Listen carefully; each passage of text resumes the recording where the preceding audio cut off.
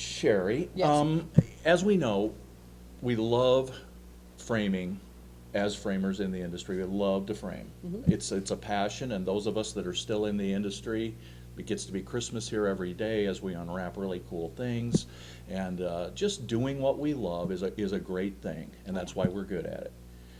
The reality is, though, that most framers don't make the money they should to keep this going long-term in a profitable way, and to reinvest in their shops, and to make the hard work worthwhile over a career of doing this. Is that a fair statement? I think so. Yeah. And my experience is that it's basically because it's very difficult to understand how to make something profitable when it comes from so many components and we're building it out of our minds. It's a creative process, and then the materials must come together, and then compensate for labor, which gets tricky too. Right. And the POS systems, which you have Lifesaver system. I do. And I have that. It's a great system. These systems, though, even though they've got pricing already built into them, what happens is that pricing structure is not tailored for the individual shop. So what we do, if we use the default pricing, or if we mess around just slightly in there, maybe it's going to work and maybe it's not. So part of my job, and I would say the most common thing I do for people, is help them figure out how to use the systems to make money. Okay. And I got lucky because Lifesaver invested in me and gave me access to 10 million projects in their database 3 years ago.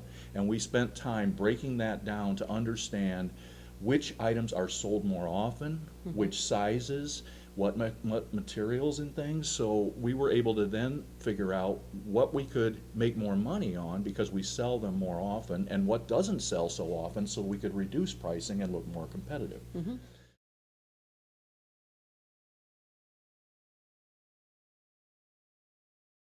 So the first step in that was each shop has its own individual expense structure.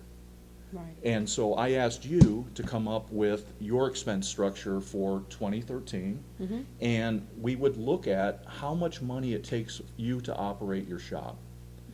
And then we would look at your pricing that you're using and put in your volume and your discounts, and see if the way that you're pricing your product and the way that you're putting together the materials and all the different things that you sell most commonly are producing a profit after you pay for your things.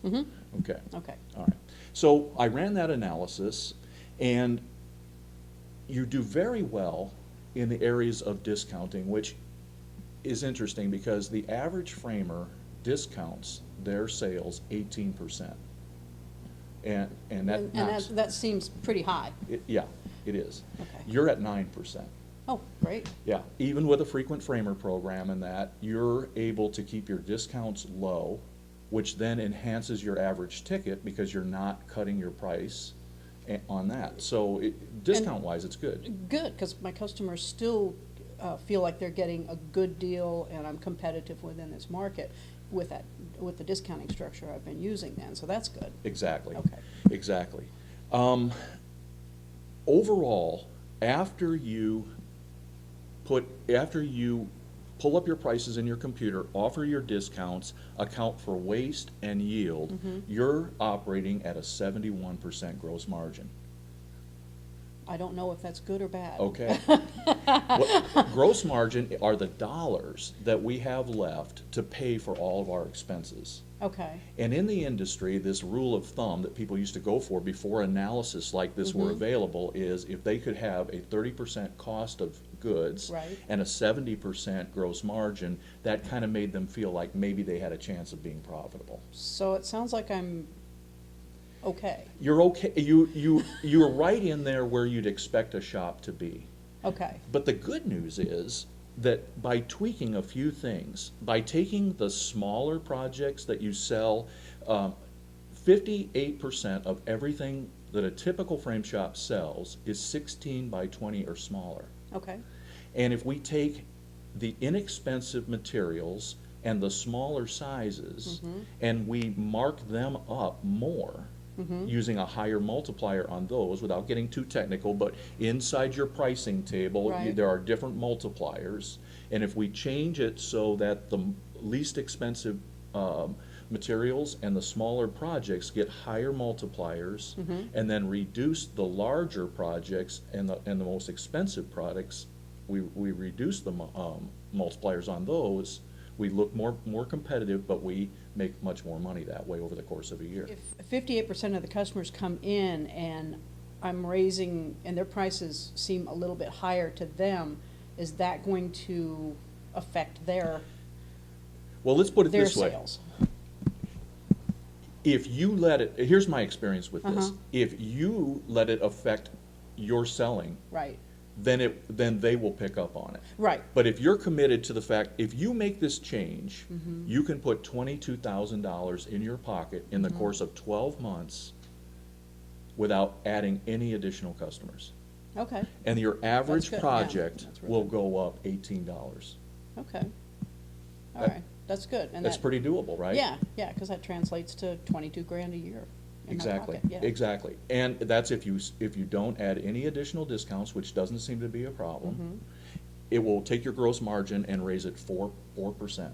Okay, Over the course of a year, then the average project, $18. Now, we've broken it down by what happens with frames, mats, and glazing, okay, okay? And I'll be going into your POS setup and changing your tables for you.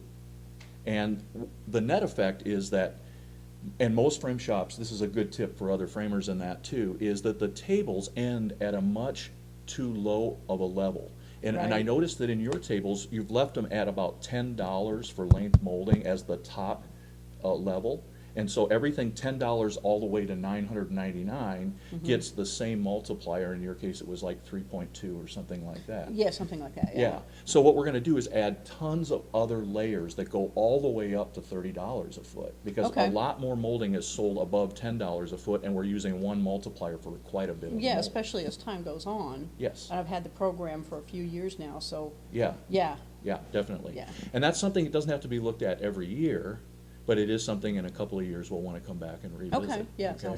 sounds like a good You said advice, yeah. something very interesting yesterday. You understood the effect of a small increase in average ticket making a huge difference to your profitability. Oh, yeah, that's something I've learned over the many years I've been in retail and framing and stuff, yeah. And there's two ways, maybe more, to grow average ticket, and one is through great design. Mm-hmm. I like to call it design-driven sales. That's what builds average ticket. But also, getting your pricing correct is gonna automatically raise that average ticket too. So, yeah, Yeah, I mean, it's and really just to good. make sure that we're on the same page of this, a lot of frame shops don't know and things. Frame costs are automatically updated, and therefore the multiplier, if a cost goes up, we'll work on that. Right, right. So are mats with Lifesaver. Glazing is not.